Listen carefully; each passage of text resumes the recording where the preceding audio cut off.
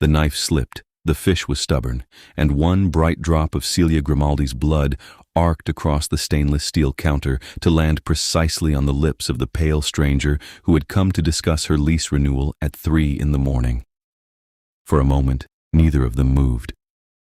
The man stood frozen in the doorway of her kitchen, his white hair catching the fluorescent light like frost, his eyes widening as the crimson touched his mouth.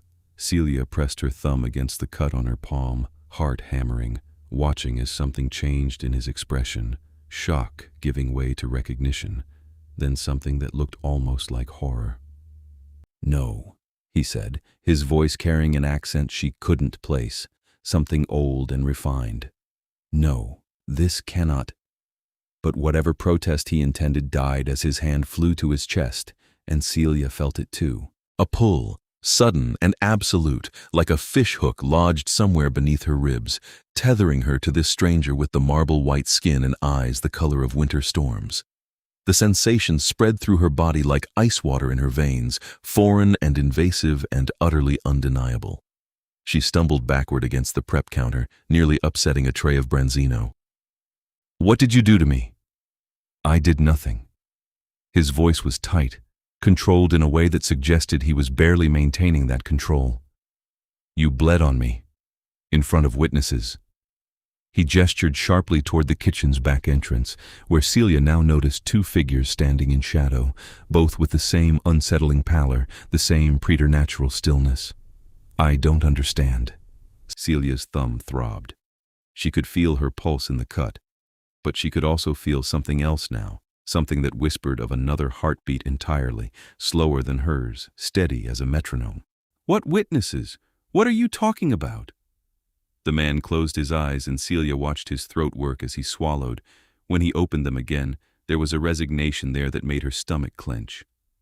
"My name is Raven Ravenscar. I am king of the Trieste Night Court, and you have just bound yourself to me under the sanguine accord. Your blood, given to me witnessed, creates a bond that cannot be broken save by death or by right. You are, by our oldest law, my bride." Celia laughed. It came out slightly hysterical, echoing off the kitchen's tiled walls. "You're what?" "I'm a chef. I run a night kitchen for insomniacs and shift workers. I don't even know you. This is about the lease, right? My landlord sent you? Because I'm only 2 weeks late and I told Signora Batelli I'd have the money by Friday." "This has nothing to do with your rent."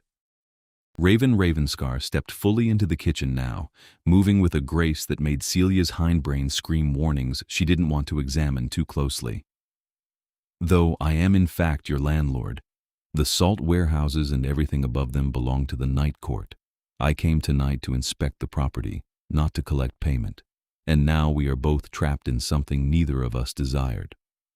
The way he said night court made it sound like a real thing, an actual institution rather than a phrase from a fairy tale. Celia pressed her back against the counter, trying to ignore the bizarre sensation of that invisible thread connecting her to this strange, beautiful man who spoke like he'd stepped out of another century. "You're insane," she said, but her voice lacked conviction, because she could feel it, whatever it was, and because now that she looked at him properly, she saw things that didn't make sense. The way he stood too still, barely breathing.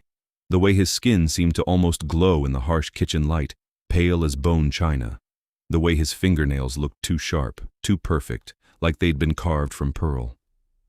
"I am many things," Raven said quietly, "but not insane. Look at me, Celia Grimaldi. Truly look, and tell me what you see." She looked. And once she started really seeing, she couldn't stop. The inhuman beauty of his face, all sharp angles and elegant bones. The complete absence of any flush or warmth in his skin. The fact that in the 20 minutes he'd been standing in her kitchen, she had never once seen him blink. The slight prominence of his canine teeth when he spoke. "You're a vampire," she whispered. "Vampires are real." "Yes. And you're their king. In this city, yes. And I just married you? By bleeding on you?" The sanguine accord is more complex than marriage, but that is the simplest translation, yes. Raven's jaw tightened. "It is an old law, designed to prevent violence between our kind and yours. Blood freely given, witnessed by the court, creates a sacred bond. The fact that it was accidental makes no difference to the magic. Celia felt the room tilt slightly. She grabbed the counter to steady herself, and immediately Raven moved, crossing the space between them faster than her eyes could track. His hand closed around her elbow, supporting her, and the touch sent a shock of sensation through them both. She felt his surprise as clearly as her own, felt the way his dead heart gave a single startled flutter. "Don't touch me," she gasped, pulling away. The thread between them pulled taut, painful, and she nearly fell. Raven caught her again, this time more carefully, and guided her to the single battered chair she kept by the back door. "Sit. The initial binding can be disorienting. Your body is adjusting to sharing sensation with another." "Sharing sensation?" Celia's voice rose. "What does that mean?" "It means we are connected now. What you feel, I feel, though the effect is stronger from you to me than the reverse due to my nature. And it means—" He paused, something almost like shame crossing his features. "It means if I am injured, you will bear the same wound. If I bleed, so do you. If I die, so do you." The floor seemed to drop away beneath Celia's feet. "That's impossible. It is vampire law, magic older than this city, older than your language, and it cannot be undone easily." Raven stepped back, putting distance between them, though Celia could still feel that cursed thread humming with awareness. "I will make arrangements for your protection. You cannot stay here. This kitchen is too exposed, too public. Rivals who wish to challenge me now have the perfect weapon they need, only kill you, and I fall with you." "Now wait, you can't just upend my entire life because of some magical accident." Celia surged to her feet, anger burning through the shock. "This is my restaurant. I've worked for 3 years to build this place, to get the permits for night service, to find suppliers who will deliver at midnight. I'm not abandoning it because you have enemies. You have no choice. I always have a choice." Celia planted her feet, staring up at this creature who called himself king. "And I choose to stay in my kitchen and run my business. If you're so worried about your precious hide, then you can protect me here." Something flickered in Raven's expression that might have been respect. "You do not understand what you are facing. The vampire clans of this city have maintained a careful peace for 2 centuries. My position as king is one of strength, not love. There are others who would take my place, and now you have given them an opening they will not ignore. Then we undo it." Celia crossed her arms. "There has to be a way. You said death or right. What's the right?" Raven was quiet for a long moment. The 2 witnesses still stood in the doorway, silent as statues, their eyes reflecting light like cats. Finally, he said, "The unbinding. It exists, though it has not been performed in living memory.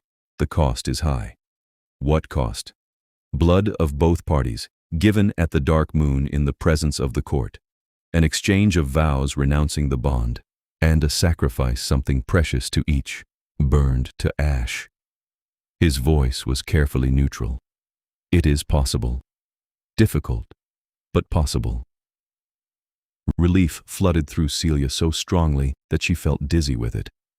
"Then that's what we'll do. When's the next dark moon?" 3 weeks. "Fine. 3 weeks. I can survive 3 weeks." She looked at the fish still waiting on her counter, the dinner orders that would start coming in soon as the shift workers and insomniacs trickled in. "Now, if you'll excuse me, I have a business to run." Raven studied her for a moment, and Celia had the uncomfortable sensation that he was seeing far more than she wanted to reveal. Then he inclined his head, a gesture so formally courteous it seemed to belong to another era entirely. "As you wish. But I will station guards outside. They will not interfere with your work, but neither will they leave you undefended." "Guards?" Celia laughed, slightly wild. "Vampire guards outside my restaurant. That's just perfect for business. They will be discreet." Raven moved toward the door, then paused. "For what it is worth, Celia Grimaldi, I did not want this either. I have been king of the Trieste night for 170 years without need of a consort. Your blood on my lips has complicated both our lives considerably." He left before she could think of a response, the 2 witnesses trailing behind him like pale shadows. Celia stood alone in her kitchen, listening to her heart hammer against her ribs, feeling that impossible thread stretching out into the darkness after him. She looked down at her cut palm, already scabbing over. One drop of blood, one single stupid drop, and her entire world had turned inside out. The timer for the stock went off, jarring her back to reality. Celia took a deep breath, then another, then went to check her reduction. Life didn't stop for magical accidents, no matter how impossible they seemed. She had ossobuco to braise and a risotto that wouldn't make itself. But her hands shook as she worked, and she couldn't ignore the distant awareness thrumming through that cursed bond, the sense of Raven Ravenscar moving through the night somewhere below her, through streets and passages she'd never seen, into a world she hadn't known existed until an hour ago. 3 weeks. She just had to survive 3 weeks, and then this nightmare would end. Except even as she thought it, some part of her wondered why the Vampire King had looked so resigned when he spoke of the unbinding, and why that resignation had felt almost like grief. The night wore on. Orders came in through the window, called through by Matteo, who worked the front counter, and never asked questions about why Celia preferred cooking between midnight and dawn. She prepared dishes by muscle memory, her mind spinning in circles. Vampires. Real vampires, with their courts and their ancient laws and their impossible magic. Around 4 in the morning, as she was plating a late carbonara, Celia became aware of a presence in the kitchen doorway. She looked up, expecting Matteo, and instead found a woman watching her. Pale as death, white hair plaited in an intricate crown, wearing clothes that looked expensive enough to buy Celia's entire restaurant twice over. "You're her," the woman said.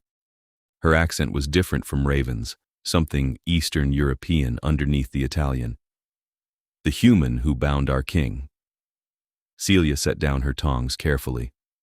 "And you are?" "Lucien. I serve on the Night Court's council." The woman glided into the kitchen with the same unsettling grace Raven had shown. "I came to see for myself, to assess the liability." "I'm not a liability, and I'm busy, so—" "You are a mortal weakness tied to an immortal king." Lucien's voice was sharp as broken glass. "You are precisely a liability, girl.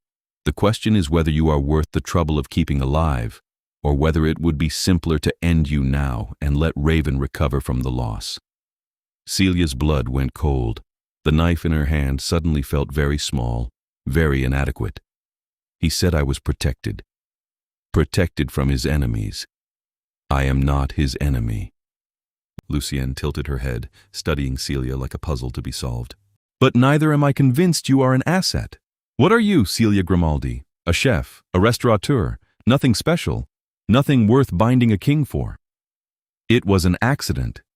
Witnessed accidents are rarely accidents at all." Lucien stepped closer. "Who sent you? Which clan bought your loyalty?" "Nobody sent me." Anger burned through the fear now. "I was cleaning fish when he walked into my kitchen. I cut myself because I was startled, not because I was trying to trap him in some magical marriage." Celia straightened her spine, refusing to back down despite every instinct screaming at her to run. "And if you're going to kill me, then do it quickly because I have customers waiting and I don't have time for whatever vampire power games you're playing." Silence stretched between them, taut as a wire. Then, unexpectedly, Lucien smiled. It was a terrible expression, all teeth and cold amusement. "Perhaps you will survive the court after all.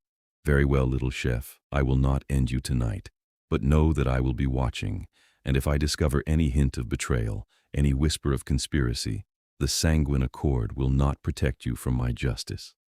She vanished between one blink and the next, leaving only a faint scent of old roses and older blood. Celia's legs gave out, and she sank onto her chair, heart racing, hands trembling so badly she had to clasp them together to keep from dropping anything. Through the bond, distant but distinct, she felt something that might have been alarm. Then, clearer than before, she felt words rather than heard them, pressed directly into her mind. "Are you harmed?" Celia nearly screamed. The voice was Raven's, echoing inside her skull like her own thoughts, but distinctly other, distinctly his. "Get out of my head. she said aloud, then felt foolish because he obviously wasn't there to hear her. The presence retreated slightly, but the concern remained. One of my court was there. I felt your fear. Celia didn't know how to respond to a voice that wasn't a voice, so she thought the words as clearly as she could. Your Lucienne just threatened to kill me. The alarm intensified, sharpening to anger. She had no authority to do so. You are under my protection. Well, she didn't seem to care about your protection. She thinks I'm some kind of spy. There was a pause, and Celia felt something complex move through the bond, frustration mixed with a weariness that spoke of centuries rather than years. Then, I will handle Lucienne. You are safe. I swear it. The presence faded, leaving Celia alone in her head again. She sat for a long moment, trying to process the fact that she could apparently have mental conversations with a vampire king now, that her thoughts might not be entirely private anymore, that even the inside of her own mind had become a shared space. This is insane, she muttered, and went back to her carbonara before it could overcook. But she couldn't focus. The bond hummed with activity now, and she could sense Raven moving, could feel the echo of his anger like distant thunder. Somewhere beneath the city, in whatever palace or court he ruled from, the vampire king was dealing with a counselor who'd overstepped her bounds. Celia found herself hoping he was terrifying. The thought surprised her, but she didn't take it back. Lucienne had frightened her badly, and the idea of Raven tearing strips off the other vampire was deeply satisfying. Dawn came eventually, pale light creeping through the high windows of the kitchen. Celia's customers thinned and finally stopped coming entirely as the city transitioned from night to day. She cleaned her station, prepped for the next service, and tried not to think about the fact that she'd have to do this all over again in 16 hours. Matteo poked his head in as she was wiping down the counters. You okay, boss? You look like you've seen a ghost. Just tired, Celia lied. Long night. Lot of weird types hanging around outside. Thought I saw that guy from the rental office, the really pale one, and some others. Matteo frowned. You're not in trouble, are you? With the lease? No trouble. Celia forced a smile. Everything's fine. It was perhaps the least convincing lie she'd ever told, but Matteo was kind enough not to push. He said good night or good morning, rather, and left through the front. Celia locked up behind him, then stood in the empty restaurant, looking at the mismatched tables and second-hand chairs, the menu board she'd painted herself, the photographs of happy customers on the wall. 3 years of work. 3 years of permits and loans and 18-hour days, and slowly building a reputation as the place to go when nothing else was open, when you needed comfort food at 3 in the morning and didn't want questions asked. She'd built this, and she wasn't going to let vampire politics destroy it. Her apartment was directly above the restaurant, accessed by a narrow staircase in the back. Celia climbed up, exhaustion finally hitting her properly now that the adrenaline was wearing off. She barely managed to kick off her shoes before falling into bed, still wearing her chef's whites, smelling of fish and garlic and fear. Sleep came hard. When it finally did, her dreams were full of white hair and winter eyes and the taste of blood on a stranger's lips. She woke to knocking at sunset, groggy and disoriented. The bond tugged at her consciousness, informing her that Raven was close, very close, just outside her door. Celia dragged herself out of bed and stumbled to the entrance, not bothering to check the peephole before yanking it open. Raven stood in the hallway, looking exactly as immaculate as he had the night before, not a hair out of place. Behind him stood a younger vampire, this one with white hair cropped short and an expression of barely contained curiosity. We need to talk, Raven said without preamble. May I come in? Celia looked down at her wrinkled chef's whites, then at the disaster of her apartment dishes in the sink, laundry on the couch, yesterday's newspaper scattered across the coffee table. Now's not really a good time. Nevertheless, Raven's tone left no room for argument. What we need to discuss cannot wait. Celia sighed and stepped back, letting them in. The younger vampire immediately began cataloging everything with his eyes, as though memorizing the layout. Raven moved to the single window that looked out over the street, careful to stay out of the direct path of the dying sunlight. Can you go out in the sun or not? Celia asked, because she might as well satisfy her curiosity about one thing at least. For brief periods, with significant discomfort, Raven replied. The older we are, the more we can tolerate, but it is never pleasant. Full daylight would weaken me considerably. Direct exposure would cause injury, though not the dramatic combustion your films suggest. He turned from the window. I came to inform you that Lucienne has been disciplined for her threat against you. She will not trouble you again. What kind of discipline? That is court business. Raven's expression was unreadable. But I assure you the message was clear. You are my bride under the sanguine accord, and that grants you protections even a council member cannot violate. I'm not your bride, Celia said flatly. I'm just someone who had a very bad accident. The law does not recognize that distinction. Then the law is stupid. The younger vampire made a choking sound that might have been a suppressed laugh. Raven's mouth twitched. Perhaps. But it is the law nonetheless, and we are all bound by it. He gestured to his companion. This is Silvio. He will be your primary guard during night hours. I don't need a guard. You do, Raven said, and his tone was utterly implacable. Last night, 3 different factions sent scouts to assess the situation. By now, every vampire in Trieste knows that the king has been bound, and every one of them is calculating whether you represent an opportunity or a threat. Silvio will keep you alive long enough for us to perform the unbinding. Celia wanted to argue, but the memory of Lucienne's cold threat was too fresh. She looked at Silvio, who gave her a cheerful nod that seemed wildly out of place on a vampire. Fine. But he stays out of the kitchen during service. I don't need anyone hovering while I'm working. Agreed. Raven glanced at Silvio. Wait outside. I need to speak with Celia privately. The younger vampire slipped out without a word, moving with that same inhuman speed they all seemed to possess. Celia suddenly became very aware that she was alone with the vampire king, in her tiny apartment, still wearing yesterday's clothes and probably smelling like sleep and old kitchen grease. I spoke with the court historian, Raven said into the silence, about the unbinding rite. There are complications I did not mention last night. Celia's stomach sank. What kind of complications?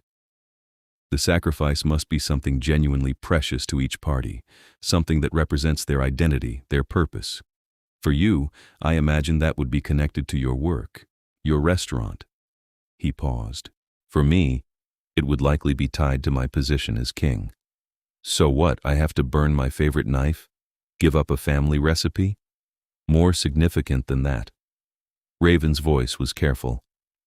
The magic requires true sacrifice, true loss, something that diminishes you in giving it up. Celia sat down heavily on her couch. How much are we talking about? The restaurant itself? Possibly. Or the ability to create, to cook. The magic interprets the sacrifice according to its own logic. We will not know until the moment of the ritual what it will demand. He moved closer, and Celia felt the bond tighten between them, drawn taut by proximity. I am telling you this now so you can consider whether the unbinding is truly what you want, whether freedom from this bond is worth what it might cost you. And what might it cost you? Raven's expression shuddered. My crown, most likely. My position as king. Perhaps my connection to the night court entirely. I would become just another vampire, no longer a ruler. Celia stared at him. You'd give up being king? To undo an unwanted bond forced upon us both? Yes. His voice was perfectly level, but through the bond, Celia felt something else, something that tasted like resignation mixed with a strange, aching relief. I have been king for a very long time. Perhaps it is time for another to carry that weight. She didn't know what to say to that. This creature who could move faster than thought, who commanded a court of immortals, who had lived through centuries of history, he seemed suddenly, startlingly tired. We don't have to decide now, Raven continued. We have 3 weeks until the dark moon. Use that time to think, to weigh what you're willing to sacrifice. If you decide the cost is too high, we will find another way. What other way? I don't know yet. A hint of dark humor touched his voice.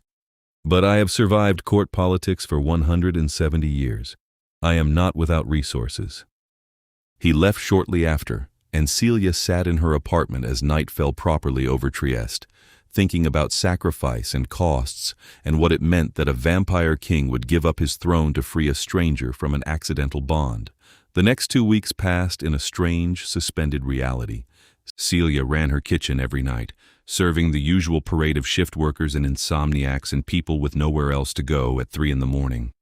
Silvio stood guard outside, occasionally poking his head in to request an espresso or a plate of whatever smelled good. He turned out to be surprisingly easy company, for a vampire cheerful and chatty, happy to explain bits of court politics when Celia asked, though careful never to reveal anything that might be considered secret. Raven came most nights, always after the dinner rush, always staying carefully on the periphery. He never interfered with her work, but Celia found herself intensely aware of his presence, the bond humming with his attention as he watched her cook. On the 5th night, she found him examining the photographs on her wall pictures of customers, of meals she was particularly proud of the night she'd finally gotten all her permits approved and officially opened. "You built this from nothing," he said quietly. "From less than nothing." Celia plated a brodetto, the fish stew her nonna had taught her to make. "I was working 3 jobs when I signed the lease. The first 6 months I slept on a cot in the storage room because I couldn't afford the apartment upstairs yet. Why night service? Because nobody else was doing it, and because the people who work nights deserve good food too. Not just pizza and kebabs from the all-night places, but real cooking. Proper meals." She handed the plate to Matteo through the window. "Plus, I'm not exactly a morning person. This works better for me." Raven made a sound that might have been amusement. "I have not seen the morning in 170 years. I understand the preference." "What was it like?" Celia found herself asking. "When you were human, I mean. Before." "Very different." He was quiet for a moment. "I was born in 1685, in a Europe that would be unrecognizable to you now. Became a vampire at 25, in circumstances I do not care to discuss. Came to Trieste in 1855 and took the night court by force from a king who had grown cruel and careless with human lives." "You killed him." "I did." No apology in his voice. "And I have held this city's darkness ever since, maintaining the peace, enforcing the old laws that keep our kind from turning this place into a hunting ground. It is not a gentle position, but it is a necessary one." Celia looked at him properly, at this creature who spoke so casually of killing and centuries and maintaining peace through force. She should have been terrified. Instead, she found herself curious. "Do you drink from humans?" "Yes, but only from those who offer willingly, and only what they can spare safely. I do not kill to feed, and I do not permit my court to do so either.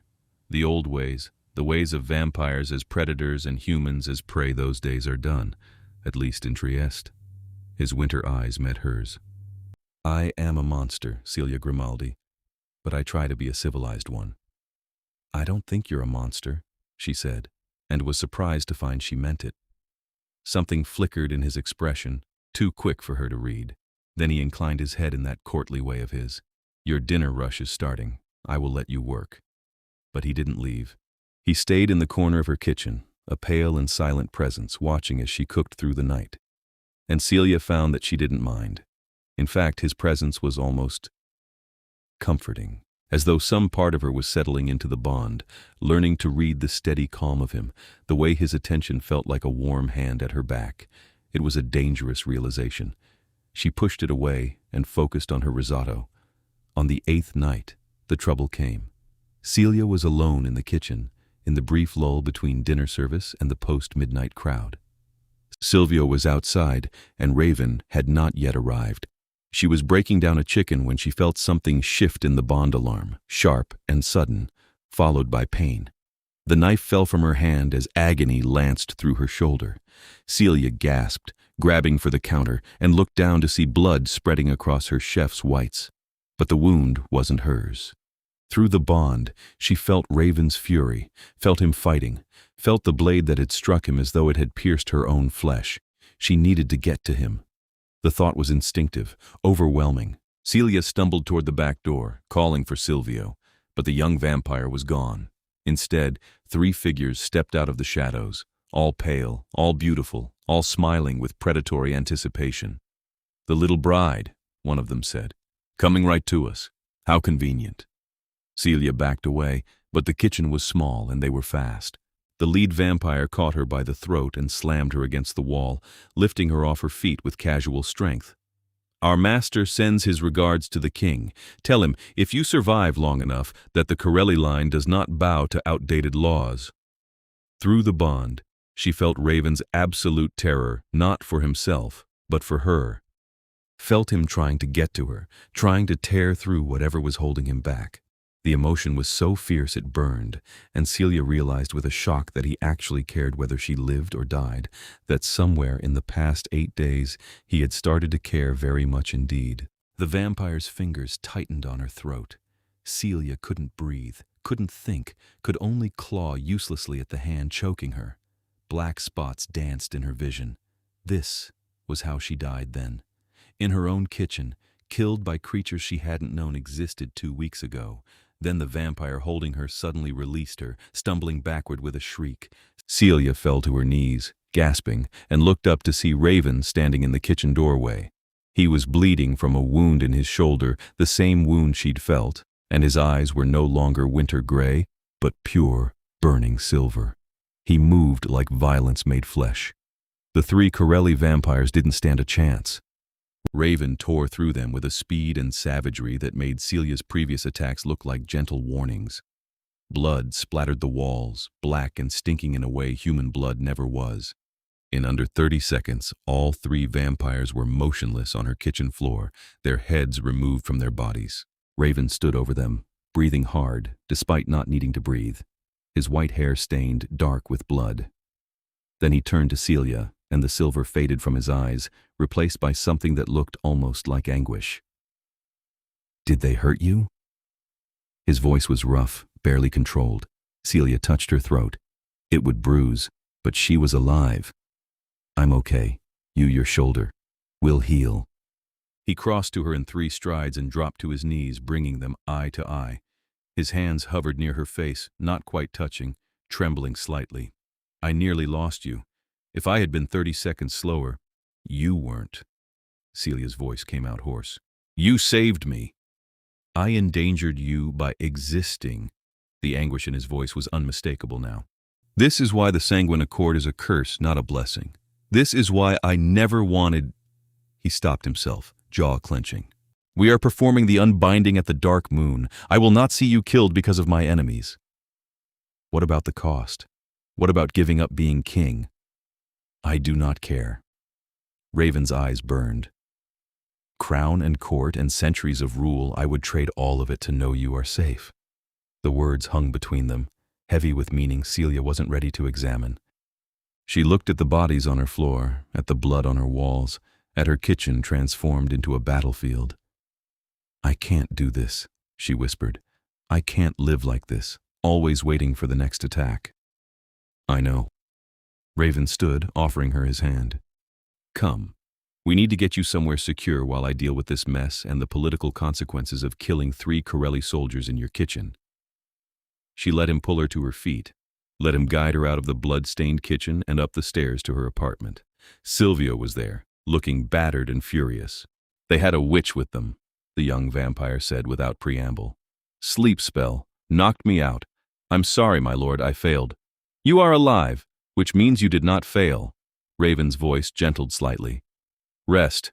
I will handle the Corelli matter."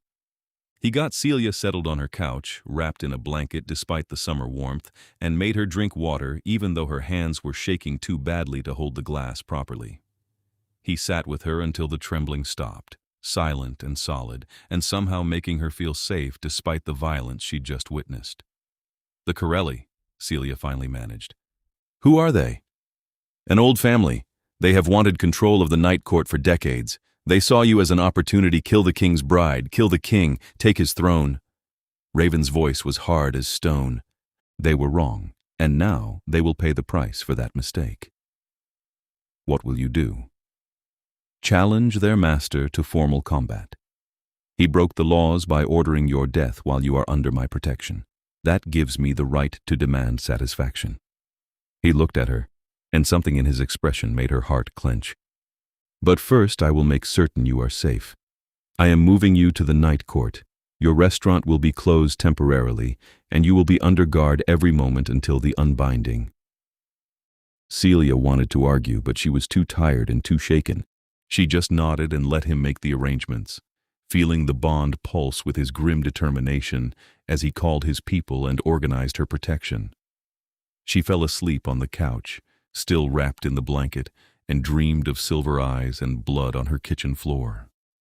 When she woke, she was somewhere else entirely. The room was vast and beautiful, all stone arches and ancient wooden furniture that gleamed with polish.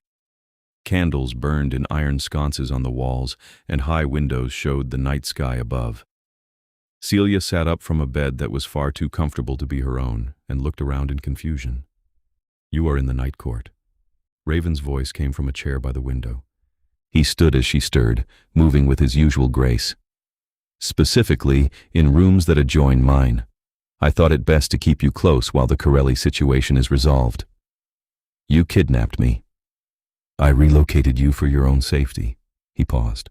"Also, your landlord was becoming concerned about the blood, so I had the kitchen professionally cleaned and told her you'd gone to visit family for a few weeks." Celia rubbed her face. "This is insane." "Yes," Raven agreed, "but you are alive, which is the only outcome I care about at present." She looked at him properly now and realized he'd changed clothes, though his new shirt was still pristinely white, still making his pale skin look even more like marble. The wound on his shoulder was gone, healed completely, though she could still feel the ghost of it through the bond. "When do you fight the Corelli master?" "Tomorrow night. The challenge has been issued and accepted." His voice was matter of fact. "It will be brutal and possibly lethal, and every moment of it you will feel through the bond. I am sorry for that, but there is no alternative." Fear spiked through Celia's chest. "If you die, then we both die, yes. I am aware of the stakes." Raven moved closer, and the candlelight caught in his white hair like frost. "But I will not die. I have been king of this court for 170 years because I am very, very good at surviving. Trust that, if nothing else." Celia wanted to. She realized with a jolt that she did trust him, this creature who had been a stranger 2 weeks ago, who was now the single most important person in her world because their lives were literally tied together. It was too fast, too intense, too much. And yet... "Will you tell me about the fight?" she asked quietly, "so I'm prepared." Raven settled onto the edge of the bed, keeping a careful distance between them. "It will be single combat, no weapons, in the old arena beneath the salt warehouses. First blood is meaningless among vampires. The fight ends when one party yields, flees, or is destroyed. I do not intend to yield or flee." "So you're going to kill him?" "Yes." No hesitation. "He ordered your death. For that, the punishment under our laws is absolute. His line will be disbanded, his followers scattered. The Corelli power in this city will end tomorrow night." Celia should have been horrified by his casual discussion of murder. Instead, she found herself asking, "Can I watch?" Raven looked at her sharply. "Why would you want to?" "Because I'll feel it anyway. Because it's about me, about keeping me safe. Because..." She trailed off, not sure how to explain. "Because I don't want to hide in this room alone while you're fighting for both our lives." Something shifted in his expression, softening. "If you truly wish it, I will allow you to attend. But be warned, it will not be pleasant. Vampire combat is nothing like human fighting. It is faster, more savage, and far more brutal. I can handle it." "I believe you can." Raven stood, and Celia felt approval through the bond, mixed with something warmer that she tried not to examine too closely. "Rest now. Tomorrow night will be difficult for us both." He left her alone in the beautiful stone room, and Celia lay back on the impossibly comfortable bed, staring at the ceiling and trying to process everything. 2 weeks ago, her biggest worry had been making rent on time. Now she was living in a vampire court, preparing to watch a fight to the death, bound to an immortal king she hadn't chosen. And the worst part? Some traitorous part of her didn't want the unbinding anymore. Some foolish, reckless part of her had started to care about the Pale King with his winter eyes and his careful courtesy and his fierce protectiveness. She pushed the thought away. The unbinding was happening in 1 week. She just had to survive until then, and then her life could go back to normal. Except she wasn't sure she wanted normal anymore.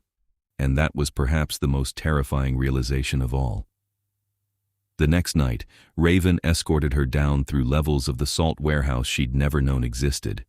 They descended through stone passages that grew older and rougher the deeper they went, until finally they emerged into a vast underground arena. Tiered seats carved from living rock surrounded a central floor, and every seat was filled with vampires, hundreds of them, all pale, all beautiful, all watching with predatory interest as Celia and Raven entered. "The bride," someone murmured, and the whisper spread through the crowd like wildfire. Raven guided her to a seat at the highest point, where she would have a clear view of the entire arena. Lucienne was already there, and several other vampires Celia didn't recognize. They all inclined their heads respectfully as she sat, which was surreal enough that she almost laughed. "I will return," Raven said quietly, and before Celia could respond, he was gone, dropping lightly to the arena floor below. Another vampire entered from the opposite side. This one was broader than Raven, with white hair that fell to his shoulders and eyes like black pits. The Corelli master, presumably. He smiled at Raven with naked hatred. "Come to die at last, Ravenscar?" His voice carried easily through the arena. "About time. Your reign has been a disgrace to our kind, treating humans as equals, forbidding the old ways. Under my rule, Trieste will remember what it means to fear the darkness." "Under your rule, Trieste would become a war zone within a month," Raven replied calmly. "You have neither the temperament nor the intelligence for leadership, Corelli. You proved that when you ordered the death of a bride under the Sanguine Accord. Now you will pay for that stupidity." The Corelli master snarled and attacked. Celia had thought she understood how fast vampires could move. She was wrong. The two figures on the arena floor became blurs, smashing together with force that cracked the stone beneath their feet. She felt every impact through the bond the Corelli master's fist connecting with Raven's ribs. Raven's counterattack that shattered the other vampire's jaw, the terrible back and forth of violence too quick for her eyes to fully track. Blood began to flow. Black blood stinking of death and old magic. Raven took a hit that opened his side, and Celia gasped as the wound appeared on her body as well, blooming through her shirt. Around her, the vampires watching began to murmur they could see the bond in action, see how every injury to their king appeared on the human bride. Raven fought harder after that, more viciously, as though enraged that Celia was being hurt. He drove the Corelli master back, moving with a deadly grace that spoke of centuries of combat experience. The other vampire was strong, but Raven was smarter, faster, more controlled. The fight lasted 20 brutal minutes. By the end, Celia was bleeding from half a dozen wounds, each one a mirror of Raven's injuries. By the end, the Corelli master was on his knees, his face destroyed, his body broken beyond any hope of quick healing. "Yield," Raven said, standing over him. "Never." The Corelli master spat black blood. "I will see you fall, Ravenscar. If not today, then—" Raven didn't let him finish. With a single fluid motion, he removed the Corelli master's head from his shoulders.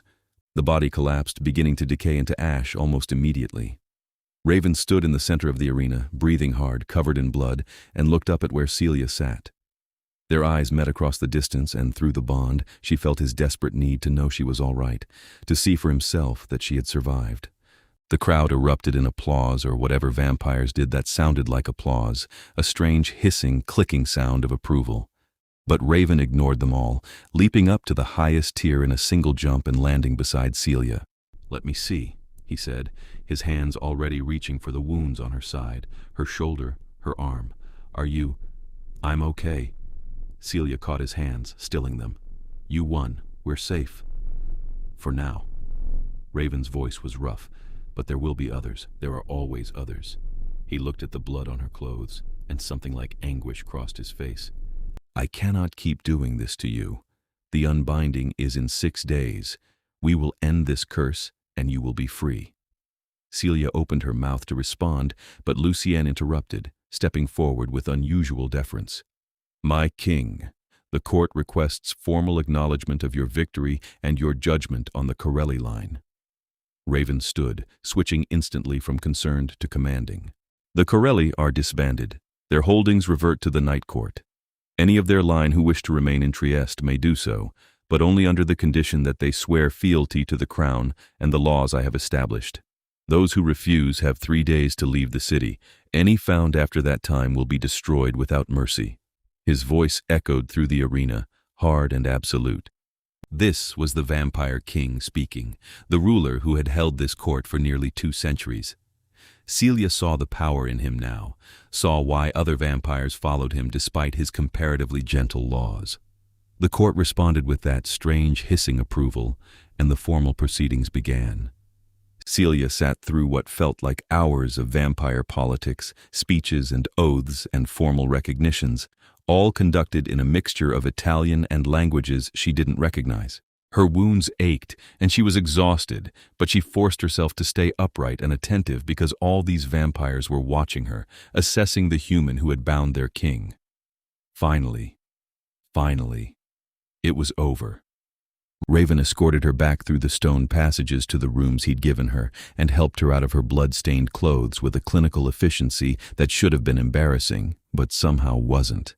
He cleaned her wounds, which were already beginning to close now that his own were healing, and dressed her in soft sleeping clothes that someone had provided. "You should rest," he said quietly. "Will you stay?" The words came out before Celia could stop them. "I don't want to be alone." Raven went very still. Then, "If you wish." He settled into the chair by the window, the same one he'd occupied the night before, and Celia fell asleep watching him sit vigil in the candlelight, pale and blood-stained and beautiful in a way that made her heart ache. The next 5 days passed in a strange dream. Celia lived in the night court, surrounded by vampires, learning their customs and their politics despite herself. Raven was her constant companion, teaching her about his world even as they both prepared for the unbinding that would tear them apart. She met the court historian, an ancient vampire named Severin, who showed her the chamber where the ritual would take place, a circular room with symbols carved into every surface, old magic humming in the stone. "It will hurt," Severin said matter-of-factly. "The unbinding is violent. It tears apart what has been joined, and that tearing is painful. More painful than being attacked by vampires? Different pain. This one will be inside you, in your blood and bones and soul." The old vampire studied her with eyes that had seen centuries pass. "Are you certain this is what you want?" Celia wasn't certain of anything anymore, but she said, "Yes, it's what we both want." "Is it?" Severin's voice was dry. "I have been watching, child. I have seen how the king looks at you when he thinks no one notices. I have seen how you position yourself to be near him. The sanguine accord may have been accidental, but what has grown between you is not. We barely know each other. You share blood, sensation, emotion through the bond. You know each other in ways most humans never achieve in lifetimes together." Severin moved toward the door. "But if you wish to pretend otherwise, that is your choice. Just know that the unbinding, once done, cannot be reversed. There is no third chance, no return to what you had." The old vampire left, and Celia stood alone in the ritual chamber, thinking about what had been said. That night, the night before the dark moon, the night before the unbinding Raven found her in the underground library, surrounded by books about vampire history and law. He sat beside her in silence for a long moment, and Celia felt complicated emotions moving through the bond, things she couldn't quite name. "I need to tell you something," Raven said finally. "Before tomorrow, before we do this." Celia set down her book. "What?" "I have been alive for 341 years. In all that time, I have never allowed myself to care for anyone the way I have come to care for you." His voice was steady, but the bond thrummed with intensity. "I do not know if it is the sanguine accord creating false feelings, or if this is genuine. But I needed you to know, before we end the bond, that these weeks with you have been significant." Celia's heart hammered against her ribs. "Raven, I will not ask you to stay. I will not make this more difficult than it already is. Tomorrow we will perform the unbinding, as planned, and you will return to your life. Your kitchen will be repaired, better than before. Your lease will be guaranteed for life, rent-free, and I will ensure no vampire troubles you again.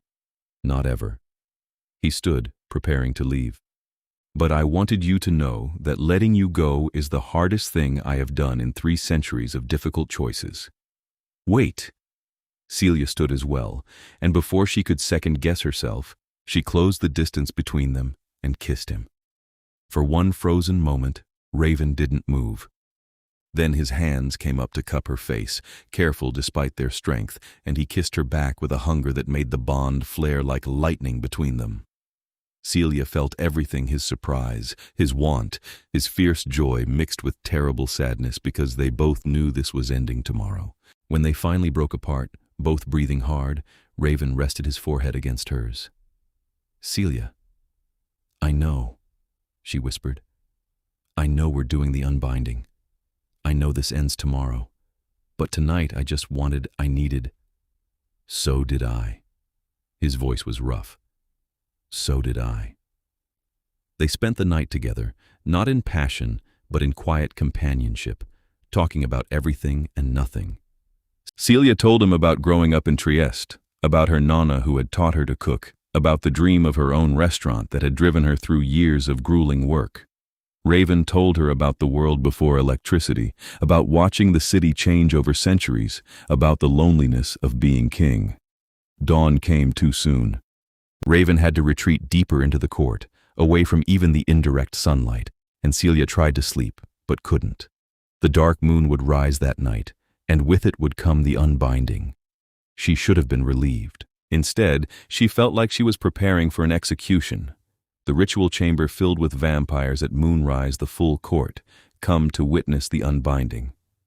Celia stood in the center of the carved symbols, Raven across from her, and Severin between them holding an ancient knife. "We are gathered to witness the unbinding of the sanguine accord," the old vampire intoned. "Blood was given, witnessed, and bound. Now blood must be given again, witnessed and unbound. The sacrifice must be offered, the vows must be spoken, the magic must be satisfied." Severin looked at Celia first. "What do you sacrifice?" Celia had thought about this for days. She'd agonized over what to offer, what the magic might demand. "In the end," she said, "my ability to cook, my gift with food, everything my nonna taught me, I give it up to break this bond." A collective intake of breath from the watching vampires. It was a genuine sacrifice, the thing that defined her, the skill that had built her life. Without it, the restaurant would be meaningless. Severin turned to Raven. "And you? What do you sacrifice?" Raven's voice was clear and steady. "My crown, my position as king of the Trieste Knight. I give it up to break this bond." Shock rippled through the court. Lucienne actually hissed in surprise. To voluntarily abdicate, to give up power that had been fought for and held for nearly 2 centuries, it was unthinkable. "The sacrifices are accepted," Severin said. He cut his own palm with the knife, then offered it to Celia. "Your blood, freely given." Celia took the knife. Her hand shook only slightly as she drew it across her palm, letting blood well up. Severin held a silver bowl beneath to catch the drops. "Your blood, freely given," the old vampire said to Raven, offering him the knife. Raven took it and cut his palm without hesitation. Black blood dripped into the bowl, mixing with Celia's red. The combination began to glow, a sickly light that made Celia's skin crawl. "Now the vows," Severin said. "Speak your renunciation." Celia took a breath. The words had been provided to her earlier. "I, Celia Grimaldi, renounce the sanguine accord. I release the bond that ties my blood to Raven Ravenscar. I take back what was given, and I return what was taken. Let the unbinding be complete." Raven's turn. His eyes held hers as he spoke. "I, Raven Ravenscar, renounce the sanguine accord. I release the bond that ties my blood to Celia Grimaldi. I take back what was given, and I return what was taken. Let the unbinding be complete." The mixed blood in the bowl burst into flames. Silver fire roared upward, and Celia felt something tear inside her chest. She screamed, unable to help it, as the bond ripped away. It felt like losing a limb, like having part of her soul carved out with a dull blade. Through her own agony, she felt Raven's pain as well, felt him fighting to stay standing as the magic tore them apart. The fire burned higher, and Severin spoke words in a language Celia didn't know, old magic from before civilization. The symbols carved into the floor began to glow, pulsing in time with the flames. Then, abruptly, it stopped. The fire vanished. The glow faded. Celia staggered, and hands caught her, not Raven's, because he was across the circle, held up by Silvio and another vampire. The bond was gone. Completely, utterly gone. The thread that had connected them for 3 weeks had been severed, and Celia felt the absence like a hollow place in her chest. She looked at Raven across the ritual chamber. He was staring at her with an expression she couldn't read, and for the first time in 3 weeks, she couldn't feel what he was feeling. She was alone in her own head, her own body, her own emotions. It should have been a relief. Instead, she wanted to cry. Severin spoke into the silence. "The unbinding is complete. The sanguine accord is broken. The sacrifices have been accepted." "What does that mean?" Celia's voice came out hoarse. "What did we lose?" "The magic will determine the exact nature of the sacrifice over the coming days," Severin replied. "But the bond is gone. You are no longer bound to each other." The court began to disperse, vampires filing out in small groups, speaking in low voices. Lucienne approached Raven, speaking quickly about succession and what the abdication meant for the court's power structure. Celia stood alone in the center of the symbols, suddenly excluded from a world she'd barely begun to understand. This was what she'd wanted: freedom, her life back, the ability to return to her kitchen without fear of vampire politics. So why did it feel like she just made the worst mistake of her life? Someone touched her arm. Silvio, looking sympathetic. "Come on, let's get you home." Home. Her apartment above the restaurant. The life she'd built before any of this happened. Celia let Silvio guide her out of the chamber, through the stone passages, up to the world above. She didn't look back at Raven. She didn't think she could bear to. The vampire delivered her to her apartment just before dawn. True to Raven's word, her kitchen had been professionally cleaned, better than cleaned. It had been partially renovated, with new equipment and repaired walls and everything gleaming. A note on the counter informed her that the lease was now in her name with no rent required, in perpetuity, as agreed. Celia stood in her kitchen and felt absolutely nothing. The hollowness in her chest where the bond had been was overwhelming, drowning out everything else. She tried to cook. It was instinct, comfort, the thing she always did when the world felt too big. She pulled out her knives, selected a fish, began to work, and realized immediately that something was wrong. Her hands moved through the familiar motions, but there was no joy in it, no intuition. The knife felt clumsy. She couldn't tell by smell when the oil was hot enough. She misjudged seasoning, added too much salt, couldn't taste the difference. The dish she produced was technically edible, but utterly mediocre, the kind of thing she wouldn't have served even in her worst days as a student. The sacrifice had been real. Her gift was gone. Celia sank to the floor of her renovated kitchen and cried, mourning the loss of the skill that had defined her life, the bond that had connected her to someone extraordinary, and the choice she'd made that had seemed so necessary and now seemed so foolish. 3 days passed. Celia went through the motions of living, sleeping, eating, trying, and failing to cook. She couldn't bring herself to open the restaurant. What would she serve? She tried following recipes exactly, measuring everything, timing everything, but the results were always flat, always disappointing. The magic was gone. On the 4th day, Matteo came to check on her. He took one look at her face and said, "What happened?" "I lost something important." Celia's voice was hollow. "Something I didn't realize I cared about until it was gone." "The pale guy? The one who's been hanging around?" Matteo pulled up a chair. Look, boss, I don't know what's going on with you two, but I've never seen you like this. Whatever it is, maybe you can fix it. I don't think I can, Celia whispered. I think I gave up too much to get free. She spent the night walking the streets of Trieste, wandering through the old city, thinking about everything. The vampires, the bond, the 3 weeks that had turned her entire world inside out. Raven's face when he'd said letting her go was the hardest thing he'd done in 3 centuries. The way he'd fought for her, protected her, shown her a world of darkness that was somehow more honest than the one she'd known before. And she thought about the sacrifice. She'd given up her cooking, yes. But Raven had given up his throne, his power, everything he'd built over nearly 2 centuries, all to set her free. What had she been thinking? The answer was simple. She hadn't been thinking. She'd been scared, overwhelmed, clinging to the idea that she could go back to her old life if she just broke the bond. But her old life was gone the moment that drop of blood had touched his lips. There was no going back, only forward, and she didn't want to go forward without him. The realization settled into her bones like truth. Celia stood on the edge of the old city, looking out at the dark water of the harbor, and knew what she had to do. It was terrifying and irrational and completely insane. It was also the only thing that made sense. She waited until dawn, until she was certain Raven would be deep in the night court with no ability to leave until sunset. Then she went looking for Severin. She found the old vampire in the same library where she'd spent so many hours during her 3 weeks in the court. He looked up as she entered, unsurprised. The human bride returns, or perhaps former bride is more accurate now. I want the bond back, Celia said without preamble. Is there a way? Severin studied her for a long moment. The sanguine accord can be invoked by a willing exchange of blood, witnessed by the court. You would need to cut yourself, have your blood touch Raven's lips, and do so in the presence of witnesses who can attest that both parties entered the bond freely. So yes, it can be done.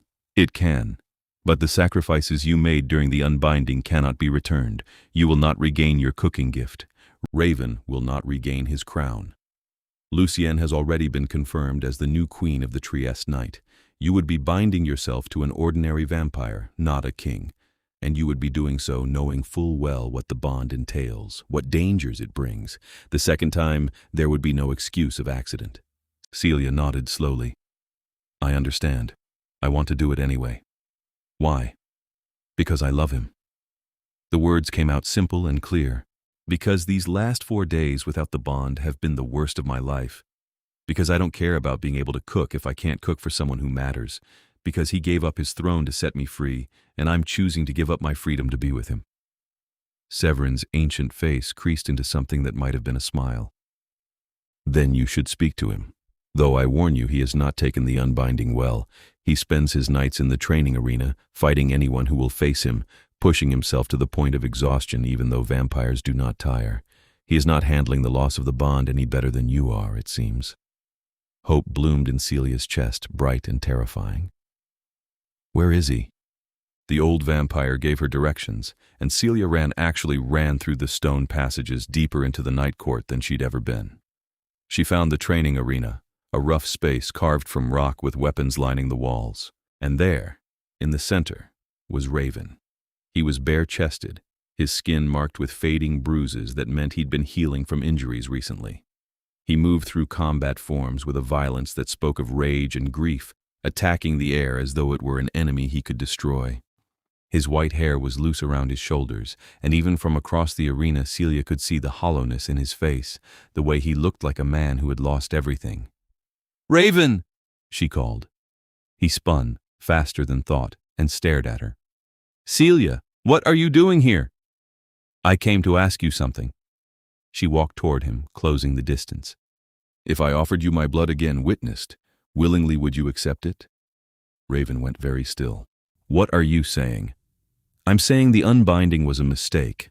I'm saying I've spent 4 days without the bond, and they've been the worst 4 days of my life. I'm saying I don't care that you're not king anymore. I don't care about the dangers or the politics or any of it." Celia stopped directly in front of him. "I'm saying I love you, and I want the sanguine accord back. Not by accident this time, by choice." "You've lost your cooking gift," Raven said, but his voice was shaking. "You gave it up to be free of me." "I gave it up because I was scared, but I'd rather have you and no gift than all the cooking skill in the world and spend the rest of my life without you." Celia reached up and touched his face, and Raven closed his eyes as though her touch hurt. "I'm choosing you. I'm choosing the bond, if you'll have me." "If I'll—" Raven's eyes snapped open, silver bright. "Celia, I have been in agony since the unbinding. I gave up my crown gladly, thinking it would set you free, and then spent every moment since regretting it because I would rather have kept you bound to me by accident than lose you entirely. If you're offering me a choice, if you're saying you want this, then yes. Yes, 1,000 times yes." Celia pulled the knife from her pocket, the same one she'd cut herself with during the unbinding, and drew it across her palm before she could second-guess herself. Blood welled up, bright red. "Then we need witnesses." Raven threw back his head and called out in a language Celia didn't know, his voice echoing through the arena. Within moments, vampires began appearing, Silvio first, then Lucien, then Severin, and a dozen others. They formed a circle around Celia and Raven, watching with expressions ranging from surprise to satisfaction. "We are witnesses to the sanguine accord," Severin intoned. "Blood given freely, accepted willingly. Speak your vows." Celia looked at Raven, at the hope and hunger and desperate love in his face. She held her bleeding palm up, and he caught her hand with both of his, cradling it like something precious. "I, Celia Grimaldi, offer my blood freely to Raven Ravenscar. I accept the sanguine accord, knowing its dangers and its costs. I choose this bond. I choose you." Raven raised her palm to his lips, his eyes never leaving hers. "I, Raven Ravenscar, accept this blood freely given. I accept the sanguine accord, and I swear to protect and cherish the one who binds herself to me. I choose this bond. I choose you." He kissed her bleeding palm, and Celia felt the bond slam back into place like coming home. The thread between them reformed, stronger than before, thrumming with emotion, his love, his relief, his joy so intense it made her gasp. She felt his heartbeat sync with hers, felt his awareness of her settle into place like a missing puzzle piece returning where it belonged. "The sanguine accord is witnessed and sealed," Severin said. "You are bound, by choice and by blood. May you honor the bond all your days." The vampires surrounding them began that strange hissing applause, and Lucienne stepped forward. She looked different than she had before, wearing her authority as queen now, regal and cold. But there was something in her expression that might have been approval as she said, "Welcome back to the Night Court, Bride of Raven. Though I warn you, there will be no special treatment simply because you are bound to a vampire who was once king." "I don't want special treatment," Celia replied. "I just want to be with him." Lucien's smile was sharp. "Then you may stay, but you will be expected to contribute to the court. We do not keep dead weight, even when it comes wearing human skin." "I can cook?" Celia started, then stopped, remembering. I could cook, before the sacrifice." "That is unfortunate." Lucienne tilted her head. "But you are clever, and you are brave, or you would not have survived these past weeks. I'm certain we can find another use for you." The new queen swept away, taking most of the court with her.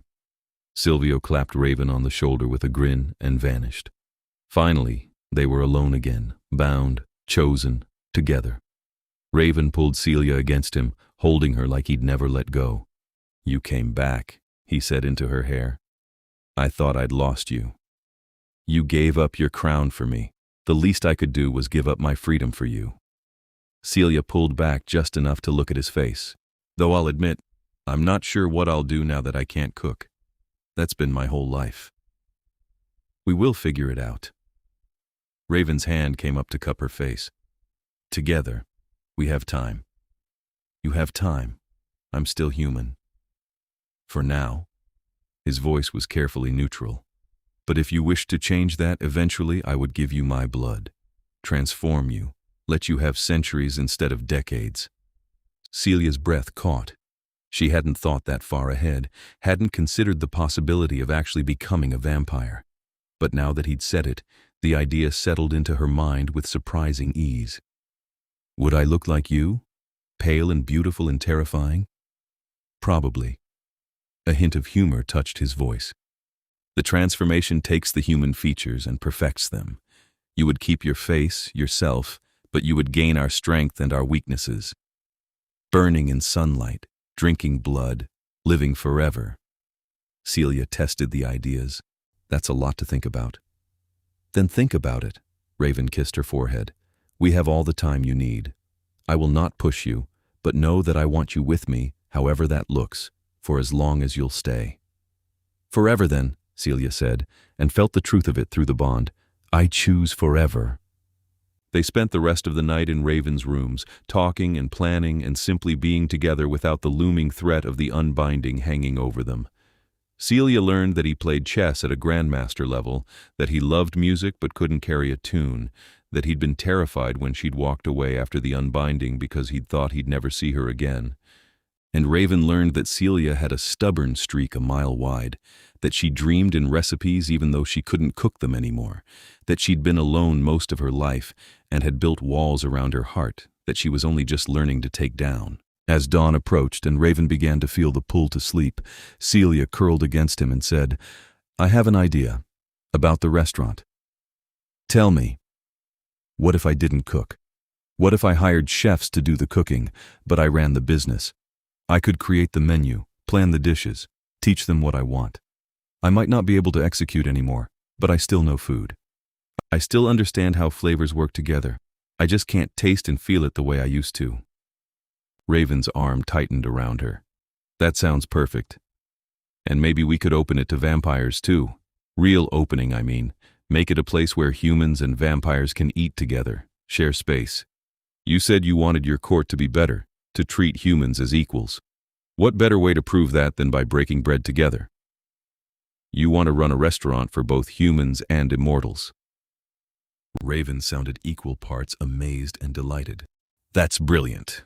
Dangerous potentially, but brilliant. I figured you could handle the dangerous parts. Celia kissed his jaw. You're very good at that. I am at that. He was quiet for a moment. There is one thing you should know. When I sacrificed my crown during the unbinding, I meant it. I gave up being king, but I am still powerful, still old, still one of the strongest vampires in Trieste. Lucien may rule the court, but I am not without influence. If you want protection for this venture, I can provide it. I want a partner, Celia said firmly.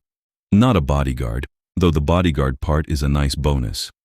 Raven laughed, the sound rusty as though he hadn't used it in a long time. A partner, then, in all things. The months that followed were chaotic and exhausting and wonderful. Celia hired a chef, a talented young woman who jumped at the chance to run a kitchen with creative freedom and transformed her night restaurant into something bigger. They expanded into the space next door, added tables, redesigned the menu to include dishes that would appeal to vampires who could only taste blood, but still appreciated texture and temperature. The grand reopening happened on a cool October night, with humans and vampires filling the tables in equal measure. Celia worked the floor, greeting customers, explaining dishes, making sure everything ran smoothly. Raven stood at her side when he could, his presence a subtle promise of protection and partnership. Lucien came, sitting at the best table with Severin and several court counselors. She ordered the tasting menu and pronounced it acceptable, which from her was high praise. Silvio came every night for a week, claiming he'd become addicted to the chef's special pasta. The restaurant became something unexpected, a neutral ground, a place where the two worlds could meet without violence or fear. Word spread through the city, and soon Celia's night kitchen was known as the place you went if you wanted to prove you could bridge the gap between human and vampire. On the 6-month anniversary of the second Sanguine Accord, Celia closed the restaurant early and brought Raven down to the empty dining room. She'd set up a single table with candles and wine, with dishes she'd planned but could no longer cook herself. "What's this?" Raven asked, though the bond hummed with his pleasure at the gesture. "A celebration." Celia poured the wine only hers, since Raven couldn't drink it, and raised her glass. 6 months since I chose you. 6 months since we chose each other. 6 months of being bound and being happy and building something together. Raven lifted his own glass, empty but symbolic. 6 months of the best existence I've had in 3 centuries. You've given me purpose beyond just surviving, Celia. You've given me a reason to be more than just a relic from another age. You were never just that. Celia reached across the table and took his free hand. You were always extraordinary. I just helped you see it. They ate, or rather, Celia ate, and Raven kept her company and talked about the future, about possibly expanding the restaurant, about the politics of the night court and how the new queen was handling things, about whether Celia was ready to consider the transformation yet, or if she needed more time. I think I want to wait a few more years, Celia admitted. Experience some more of being human before I give it up, but not too long. I don't want to get old while you stay frozen at 25. I was actually 28 when I turned, Raven corrected with a smile, but I take your point. As the night wore on and they prepared to close up, Celia felt a strange fluttering in her stomach. She pressed her hand to her abdomen, frowning. That's odd. Raven was at her side instantly. What's wrong? Nothing's wrong. Just... She paused, feeling the sensation again. Then, through the bond, she felt Raven's shock, his sudden, overwhelming wonder.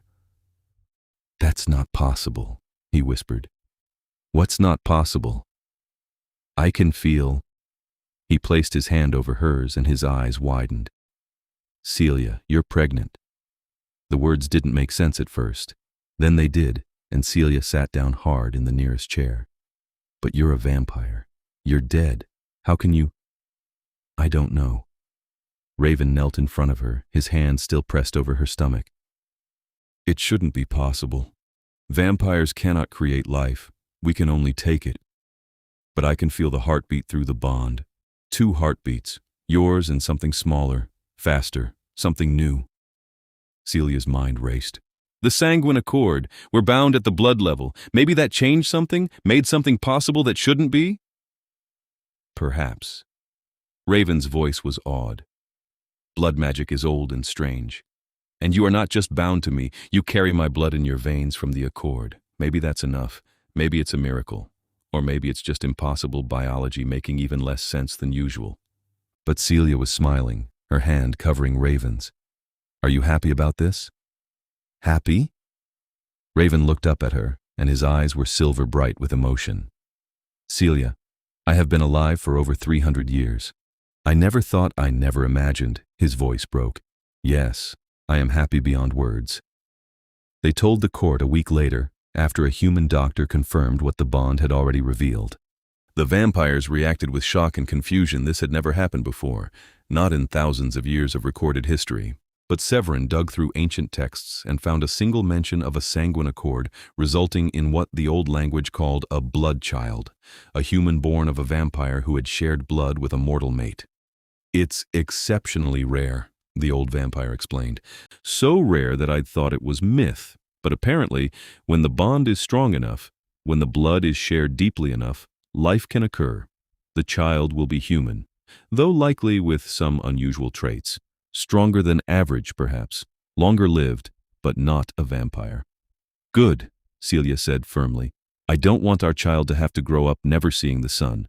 The pregnancy progressed normally, or as normally as anything could when one parent was an immortal creature of the night. Celia continued to run the restaurant with help from her staff, and Raven became hilariously overprotective, fussing over her health and her safety and whether she was eating enough for 2. I'm pregnant, not made of glass, Celia told him after he physically blocked her from lifting a box of produce.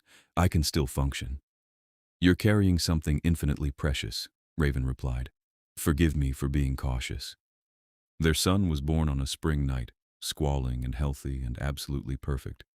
They named him Matteo, after the young man who worked the front counter and had become a good friend. Matteo Ravenscar had his mother's dark hair and his father's pale skin, and when he opened his eyes, they were a striking gray blue that seemed to shift between human and something other. Raven held his son for the first time and wept, blood tears tracking down his white face. I never thought I would have this, he said to Celia as she recovered in their rooms. Family, a child. A future that's more than just centuries of existing. "We have it now," Celia replied, exhausted and sore and happier than she'd ever been. "We have everything." And they did. The restaurant thrived, becoming a landmark in Trieste, the place where humans and vampires came together in peace. Matteo grew up between two worlds, comfortable with both, loved by an extended family of both mortal and immortal friends. When he was 3, Lucienne herself declared him under her protection, making him effectively untouchable by vampire law. Celia waited until Matteo was 5 before she asked Raven for the transformation. She wanted to remember these years as a human, wanted to experience motherhood in mortality before making the choice to leave it behind. But she also wanted centuries with Raven, wanted to see her son grow up and have children of his own, wanted to build something that would last.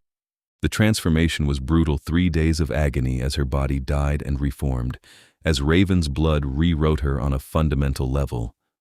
But when she emerged, pale and powerful and hungry, Celia felt complete in a way she never had before. She was bound to Raven not just by the sanguine accord now, but by blood and life and shared immortality.